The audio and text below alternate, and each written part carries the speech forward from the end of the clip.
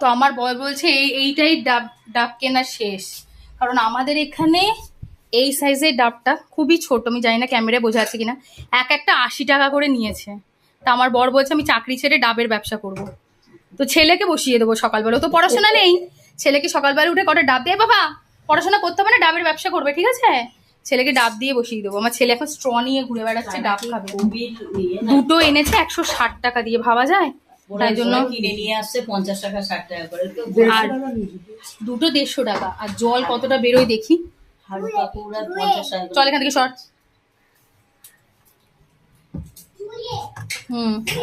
আমি আটকে দিই, আমার ছেলে বালতি জল দিয়ে ধুয়ে রেখে দিয়েছো, ও আগে থেকে স্ট্র নিয়ে বসে আছে খাবে বলে।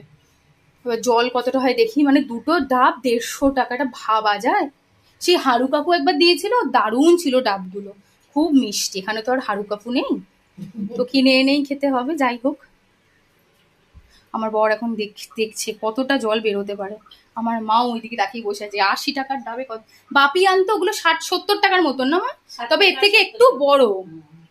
ওরে বাবা রে, বাবা তুমি কি খাবে গো? কি খাবে? ডাব খাবে, তাই তোমার স্ট্র কই? স্ট্র সবাইকে দেখিয়ে দাও তো, নিয়ে এসো স্ট্রটা, নিয়ে এসো সবাইকে দেখিয়ে দাও। ও আগে থেকে স্ট্রটা ধুয়ে, ও মা তোমার স্ট্রটা কি সুন্দর গো, উলি বাবালে, এটা কার ছবি দেবা? কার ছবি? কাঁকড়া। ধরো আমি জল এনে দিই। এই যে এতটা জল হয়েছে, এই গ্লাসটা অনেকটাই বড় আমাদের, এই যে এটা আমার বরের গ্লাস। তো এই যে এতটা জল হয়েছে, দাঁড়াও দাঁড়াও পড়ে যাবে। ওই দিকে না, উল্টো দিক করো, উল্টো দিকে করো স্ট্রটা, উল্টো দিকে, হ্যাঁ ডুবাও। আমার ছেলে ডাবের জল খেতে ভীষণ ভালোবাসে। হেব্বি খাও মা। বাবাকে থ্যাংক ইউ বলেছো? বলে দাও থ্যাংক ইউ।